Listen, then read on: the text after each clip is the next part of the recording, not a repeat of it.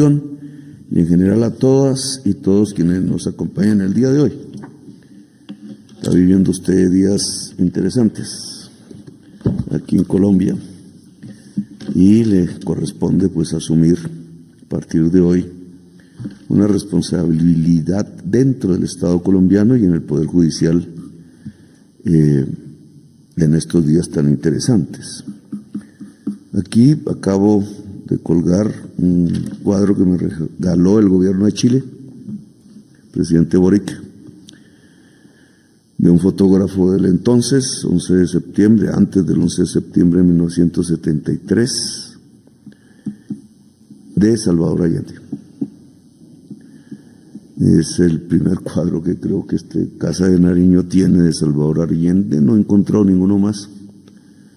Me pareció importante colgarlo aquí, del Palacio de la Moneda hacia la Casa de Nariño, porque expresa varios mensajes, uno de los cuales el papel de Nariño, primer alcalde de Bogotá, periodista de Bogotá, no se decía así, y revolucionario, traductor de los derechos del hombre. En ese entonces decían, no consideraban que la mujer tuviera derechos, el derecho ha evolucionado a través de la lucha de los pueblos. El derecho es una expresión, en mi opinión, de ese flujo de la historia, que no es más que el flujo de los pueblos, para bien y para mal.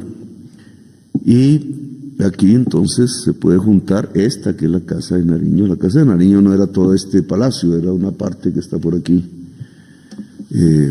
por donde se entra. Y allí vivía él, por eso se llama aquí la Casa de Nariño. Se conservó esos muros, ese interior donde él vivió, y Allende en foto. Expresa otro tipo de mensajes que no quiero aquí en este momento profundizar, pero me preguntaba por qué estos vacíos en esta casa. No puede colgar todo, pero cuelga, si uno se da cuenta, muchas cosas que no son de nosotros. Y en cambio olvida muchísimas cosas que son de nosotros. Por ejemplo, aquí nunca encontré, acabo de colgar también un cuadro al respecto, al general José María Melo. Es el último oficial del Ejército Libertador. No voy a repetir su historia porque muchas veces la cuento. Teniente cuando Bolívar estaba vivo, luchando todas sus batallas, indígena. Se convirtió en general con el paso del tiempo y para mediados del siglo XX libró una lucha fundamental aquí, en estas calles, la lucha obrera, artesanal. Los artesanos lo pusieron de presidente. Y a los 8 meses lo derrotaron los ejércitos esclavistas que venían de Antioquia y Popayán. Y se fue. Y en su vida pasó por luchas en Nicaragua, en El Salvador, y murió fusilado por sus ideas en Chiapas. El presidente mexicano está buscando su cuerpo, y por solicitud mía, y porque le gustó la historia después de contarme él la historia de Catarino Garza. Son las cosas que uno aprende en la presidencia. La historia de Catarino Garza es una reunión, es un combatiente de ellos en la época liberal de México, luchando contra una dictadura. Él se escapa de Texas, que es invadida por Estados Unidos, y termina una reunión muy interesante cuando Bocas del Toro era Colombia, en el extremo entre la frontera panameña y costarricense, donde llegan delegados cubanos que quieren la independencia de Cuba. No era independiente en ese momento. Llega el general Rosas de Colombia, delegado Rafael Uribe Uribe y otros colombianos nacidos en Colombia, llegan a lo que ellos consideraban era Colombia en ese momento. Llegan jamaiquinos, nicaragüenses, costarricenses, llega Catarino Garza y los mexicanos.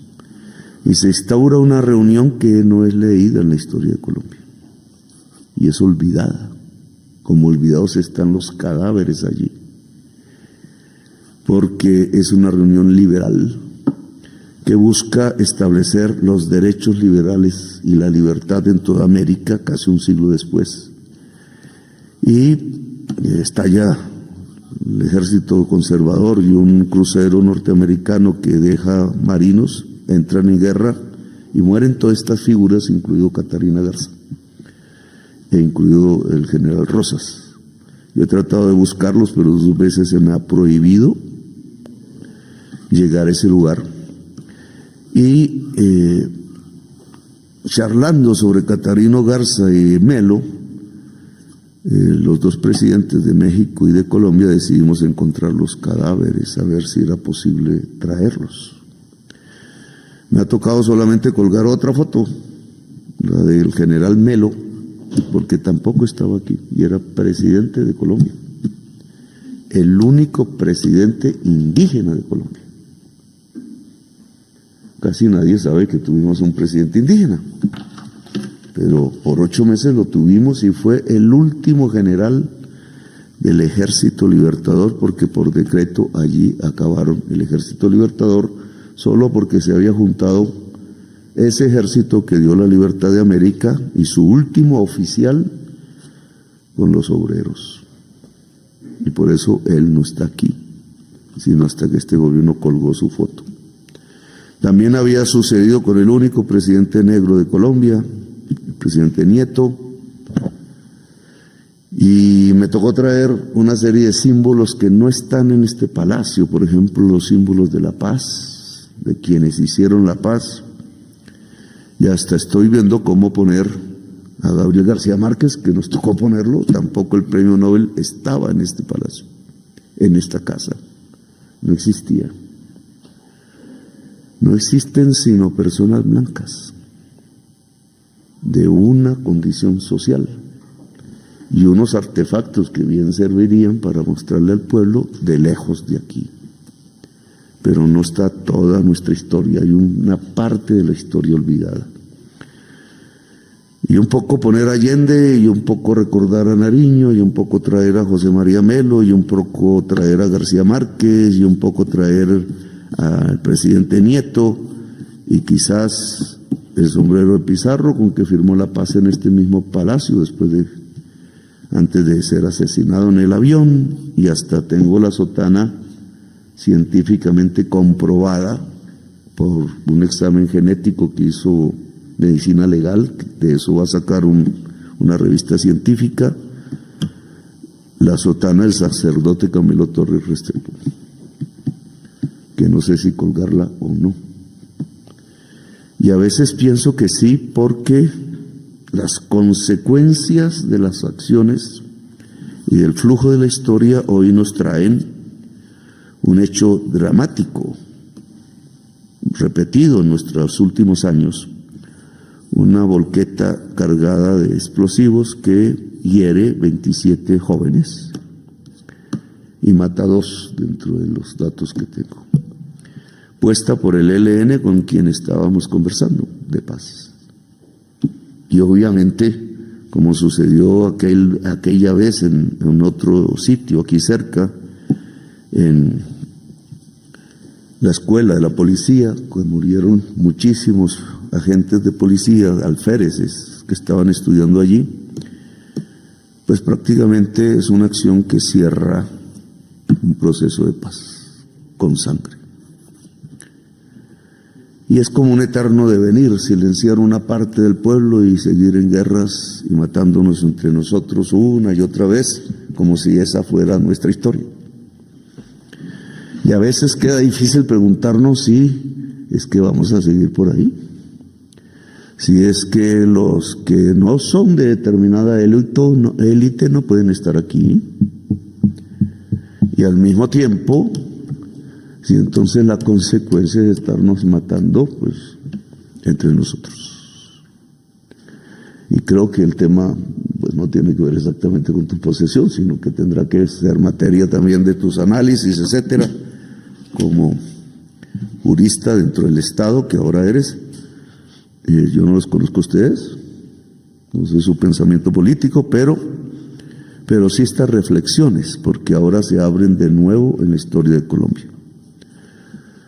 Ciertos sectores de la sociedad, que son su mayoría, no pueden estar aquí, no son respetables, como para poner sus fotos, habiendo sido presidentes de Colombia, solo porque uno fue negro y otro fue indígena, y se alió con los obreros.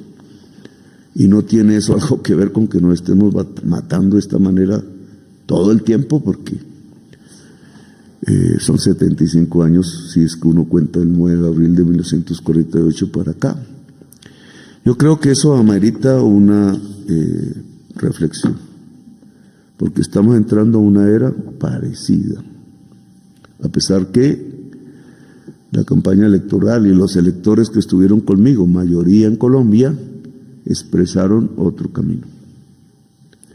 Expresaron el camino de que los melos sí se podían colgar en este palacio, de que el momento de las exclusiones tenía que pasar su página, que el país debería ser de todas y de todos, sus mayorías de colores de piel diferentes, multicolores, les digo yo, sus pensamientos diferentes y respetables, y que era la posibilidad de hacer la paz en Colombia.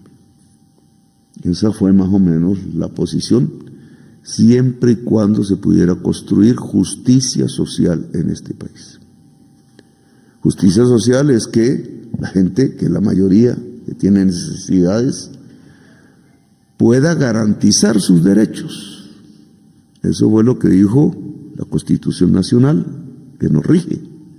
Eso se dijo en 1990 finales y 91. Que pueda garantizar sus derechos. Yo lo que siento, y tengo que confesarlo, es que pareciera que si un presidente dice y actúa en función de que un viejo tenga un plato de sopa, en función de que los niños tengan agua potable, en La Guajira y en otros lugares del país, en función que un campesino humilde o una campesina tenga tierra, que son cosas que ordena la Constitución, en función que estos principios básicos de la justicia se puedan ejercer en la práctica por la totalidad de Colombia, es decir, que el derecho exista no en la palabra, sino en la vida cotidiana, pues puede haber paz. Pero pareciera que eso no es querido en Colombia. No por el pueblo, que obviamente sí lo quiere, sino por quienes de una manera u otra detentan palancas del poder de facto, a veces electos, que no lo quieren. Por eso no voy a alegrarme, porque no es este el momento, porque ustedes pasan a festejar pues un éxito, la hija pues de su mamá y su esposo pues de su esposa, un éxito merecido. Sí quiero que quede esta reflexión, es que 100 años de soledad se repite o cortamos la historia y pasamos a ser una nación respetable también. Es que es posible el Estado Social de Derecho en Colombia, es que es posible la paz, o son 75 años más hacia adelante de matarnos entre nosotros, y no es lo que queremos. Yo puse sobre la arena la posibilidad de un acuerdo nacional. Parece que la respuesta es otra.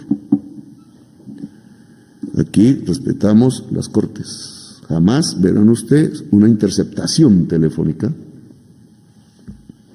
Bueno, como hubo el run run en la prensa, porque así es en la prensa, que queda como el de que éramos nosotros los que estamos interfiriendo, cuando yo mismo fui. Mis hijos menores de 4 y 5 años fueron seguidos por el DAS en el Liceo Francés y sacaron fotos de los salones donde ellos estudiaban. Y yo fui interferido, tengo por ahí un proceso que no vuelvo a preguntar porque no me corresponde, de víctima de interferencias telefónicas. Pero decidí averiguar, dadas las quejas, de si había posibilidades de una interferencia a teléfonos, violando los derechos de mucha gente, y descubrí que sí. Eso alborotó aquí el avispero, pero lo hicimos porque hay aquí democracia, porque nadie tenga el sobrepoder, el superpoder alguien no electo incluso, que no sabemos dónde está Pegasus, de saber qué hablamos o qué no hablamos, o si nos tienen que vigilar, no vigilar, si somos peligrosos y no somos peligrosos. Y sin embargo, pareciera que es un pecado que un presidente lo muestre. Es decir, que hemos tenido un Estado, o un Estado no, unos funcionarios dentro de unos gobiernos que no han entendido qué es la Constitución y que no han entendido que es un acuerdo nacional. Porque el acuerdo nacional no puede ser que el presidente abandone las reformas que benefician al campesino que no tiene tierra, al viejo que no tiene el plato de sopa,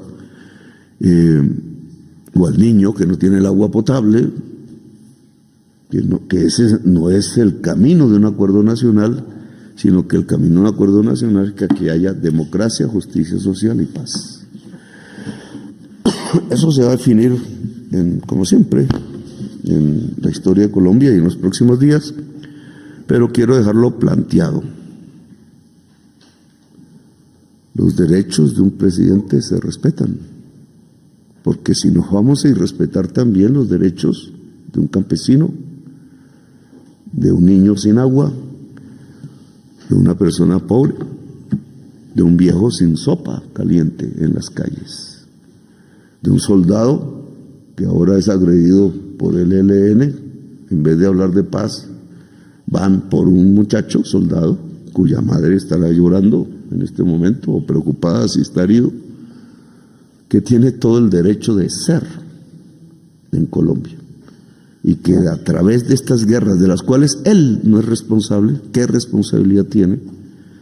Termina dejando unos sus vidas, otros su felicidad y su existencia, porque simplemente sus padres incluso políticos, sus gobernantes, no son capaces de encontrar la paz. Bueno, les dejo estas inquietudes. Gracias por haberme escuchado, muy amables, y felicitaciones. Gracias.